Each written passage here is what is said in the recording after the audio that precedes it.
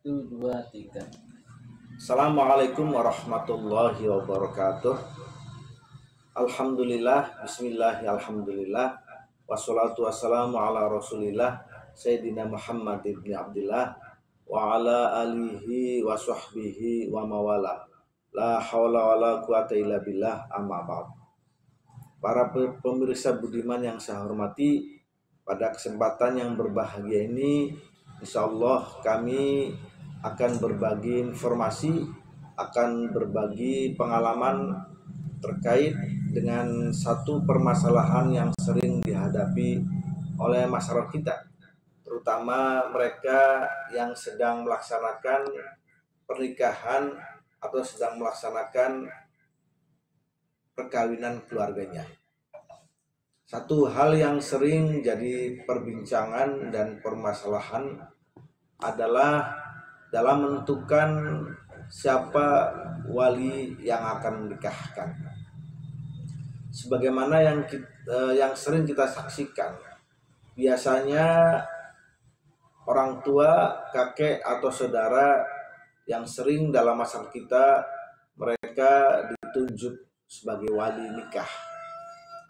Dan tentunya saya yakin bahwa masyarakat dalam menentukan siapa wali nasab yang akan menikahkan keluarganya berdasarkan ilmu, berdasarkan aturan syariat maupun aturan perundang-undangan yang ada. Berdasarkan PMA atau Peraturan Menteri Agama yang terbaru nomor 20 tahun 2019, di sana dijelaskan mengenai tata urutan wali nasab. Dalam PMA yang terbaru tersebut, di sana dijelaskan ada 17 orang, ada 17 pihak yang berhak sebagai wali nasab dalam sebuah perkawinan. Yang pertama adalah ayah kandung, kakek, dan buyut dari calon pengantin perempuan. Yang selanjutnya kemudian saudara laki kandung, saudara laki-laki sebapak, anak baik laki-laki dari saudara laki-laki sekandung maupun saudara sebapak.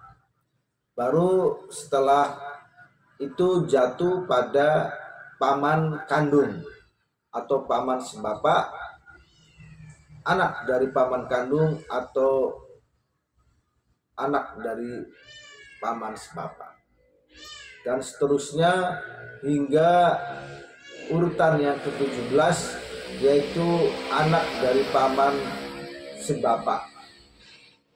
Demikianlah PMA mengatur mengenai tata urutan wali nasab dalam sebuah perkawinan. Mengapa hal ini penting kita sampaikan? Mengapa tata urutan dari wali ini penting kita uraikan? Karena dalam masyarakat kita masih ada faham, masih ada praktek yang terjadi bahwa wali itu mestinya mereka yang sudah tua, mereka yang sudah sepuh, dan lebih baik daripada mereka yang masih muda. Pemahaman ini tidak semuanya betul, pemahaman ini tidak semuanya benar. Karena sebagaimana tadi kita sampaikan, baik dari kitab Munakahat, kitab-kitab Turus maupun dari PMA yang mengatur secara formal mengenai siapa wali nasab yang berhak untuk menjadi wali, maka mestinya saudara laki-laki baik kandung maupun sebapak, walaupun mungkin usianya lebih muda dibanding paman, maka dia lebih hak, dia lebih utama untuk diajukan sebagai wali daripada paman atau uanya. Pemahaman seperti inilah yang kadang sering kita jumpai dalam masyarakat, terutama mereka yang awam dalam permasalahan nikah. Padahal jelas dalam beberapa kitab klasik dalam kitab Turos bahwa ketika wali mujbir atau ayahnya atau orang tuanya karena suatu hal sehingga dia tidak bisa melaksanakan tugas sebagai seorang wali, ya, baik karena domisilinya tidak terlacak, domisilinya tidak ada, ya, atau karena faktor lainnya, ya, seperti jauhnya jarak, dia tidak bisa melaksanakan sebagai seorang wali. Maka dalam kondisi seperti itu, sebagaimana disampaikan dalam kitab Bughyatul Mustarsidin, kalau ada wali mujbir yang karena suatu hal dia tidak bisa mendampingi pengantin perempuan, maka walinya itu jatuh ke wali hakim, tidak ke wali nasab yang lainnya. Bila betul permasalahannya walinya masih ada dan tidak diketahui domisili atau tempat tinggalnya. Ini sebagaimana dijelaskan dalam kitab Bughyah, ya, halaman juz awal halaman 424. Ghoba waliyuha masafatal qasri ing takolat al wilayatu lil hakim la lil abadi fil asohi thumma yambaghi istidhanuhu awil iznulahu khurujan min hadzal khilafi al qaili bihil a'immatus salasah. Ketika wali mujbir atau walinya berhalangan atau tidak lagi dapat dilacak domisilinya, maka berpindahlah, ya, walinya ke wali hakim, tidak ke wali abad yang lainnya. Itulah mungkin pembahasan yang diuraikan dalam berbagai kitab untuk menjelaskan tentang posisi wali bila dalam kondisi maksud.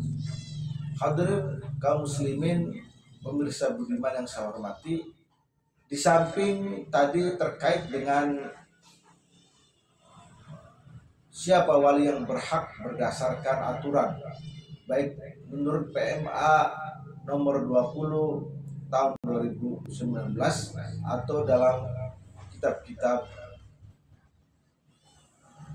menjelaskan, juga disampaikan bila terjadi kesalahan dalam menentukan wali, karena ada wali yang lebih akrab menikahkan dengan wali abad.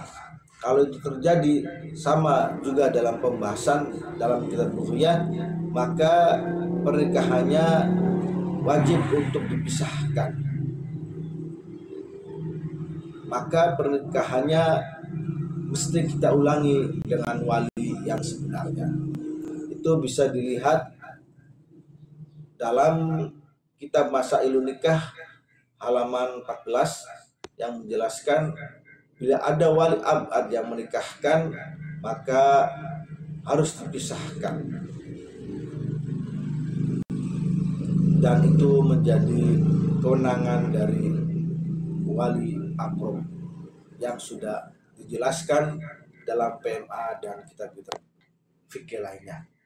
Hadirin kaum muslimin rahimahullah, demikianlah informasi yang bisa kami sampaikan untuk menjernihkan dan memposisikan wali sesuai dengan tata urutannya, baik dijelaskan dalam PMA nomor 20 maupun kitab Turos yang lainnya, sehingga kita dalam menentukan wali nikah benar-benar berdasar aturan yang ada, baik aturan formal seperti yang dijelaskan dalam PMA maupun kitab-kitab yang mendukung dan menjelaskan dalam posisi tersebut. Demikianlah informasi yang bisa kami sampaikan dalam rangka urun rembuk dan membahas mengenai tata urutan wali nasab sehingga tidak salah memilih dan tidak ikut pemahaman orang-orang awam terkait dengan masalah ini. Demikian yang bisa kami sampaikan, kurang lebihnya kami cukupkan.